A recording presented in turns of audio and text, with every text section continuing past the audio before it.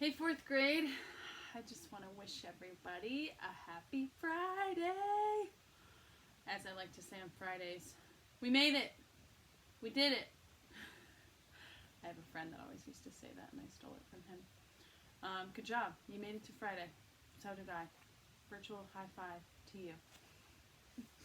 We are on chapter 19, and we're about to find out if the boys are going to let Ruby Lavender join their baseball game. Let's find out. Chapter 19 starts with a quote by Walt Whitman. We convince by our presence.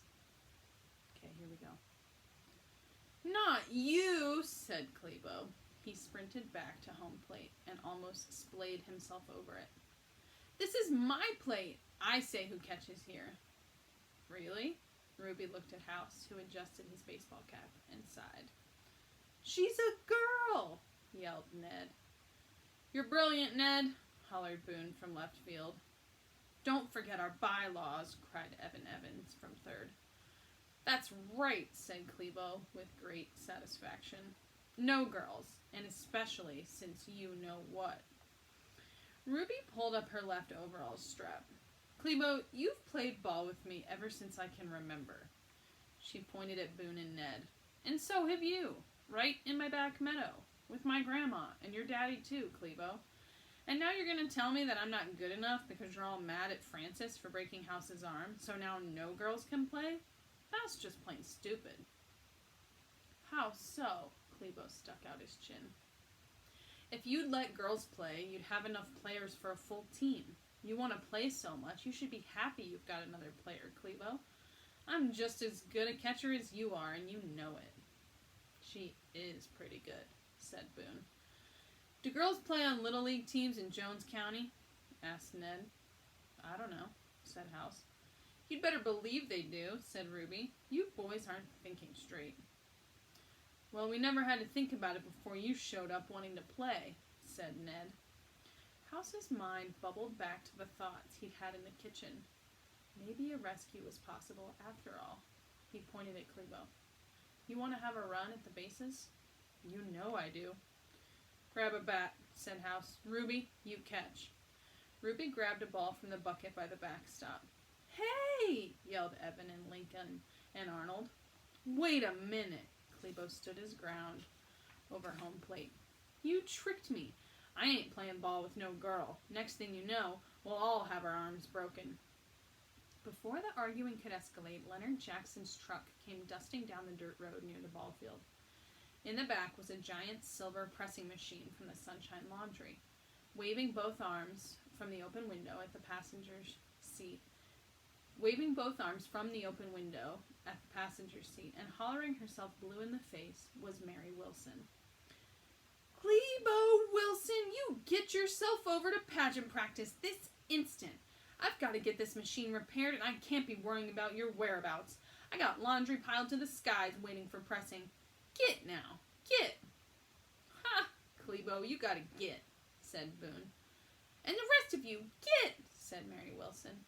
She pointed to the chinaberry tree behind Hallelujah School. They're over there waiting on you. Shame on you boys. Get over there this minute. Each boy ducked his head in order to look suitably shamed. Yes'm, they all said, including Ruby. The truck came to a complete stop, and dust swirled all around it in a little brown cloud. Leonard Jackson opened the back door of the cab, and Honey slipped out of the truck with Eudora Welty, whom she had on a rope leash threaded through a white tutu. The sun washed the ball field in a brilliant, buttery glow that spread across home plate. Even the dust looked golden. Leonard Jackson kissed his daughter goodbye, waved at House and the boys, and called, I'll be back later. We've got a big breakdown here to tend to. Yes, sir, said House. You've got Honey's lunch? In my backpack. See you soon. Get! Yelled Mary Wilson. Leonard Jackson shrugged at the boys. Some of them shrugged back.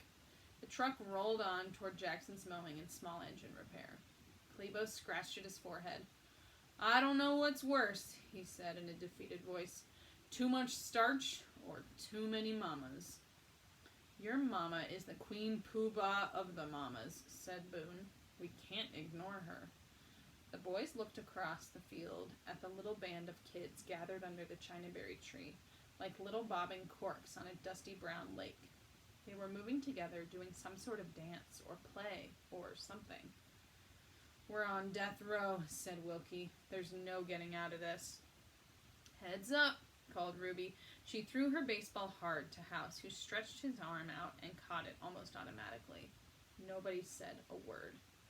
And slowly, walking like they were heading to their own hangings, the boys and Ruby made their way to the chinaberry tree.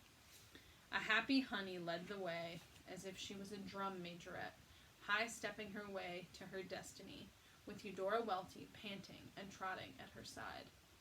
House picked up his backpack by the backstop and brought up the rear, walking across the weedy field by himself. There would be no rescue, not from Norwood Boyd, not from his mother, not from anybody. There was no magic, there was no mystery, there was no symphony. There were just these facts. There would be no game. He would not pitch. His career was over before it began. He struggled not to cry. All right, 4th grade, that's the end of chapter 19. So, I'm noticing, we were wondering if they were going to let Ruby play at the beginning of the chapter. It seemed like every single boy said no in a pretty harsh way and told her she could not play. And then she made a pretty good case that they don't have enough players to field a team, and that if they let her play and they let other girls play, they'd be able to play a real game. And then they still said no, but then House, who's the team captain, told her to grab a bat. Unfortunately, they had to stop playing right when Clebo's mom, Mary Wilson, arrived. But I think that was kind of a big moment in the story. There's been a rule from the beginning that no girls are allowed to play on their baseball team. And then House just made a decision. Doesn't sound like people agreed with him. But he made a decision to include her and to let her play. So I'm wondering what will happen going forward with baseball and Ruby, and how the rest of the boys will react. Okay, they're on the way to the pageant. We will find out what happens there. Sounds like House is not very hopeful. We haven't heard from Frances in a few chapters, so it'll be interesting to see what she's up to in chapter 20. All right, thanks so much, 4th grade, for tuning in to chapter 19 of the Aurora County All-Stars. Have a great weekend. Bye.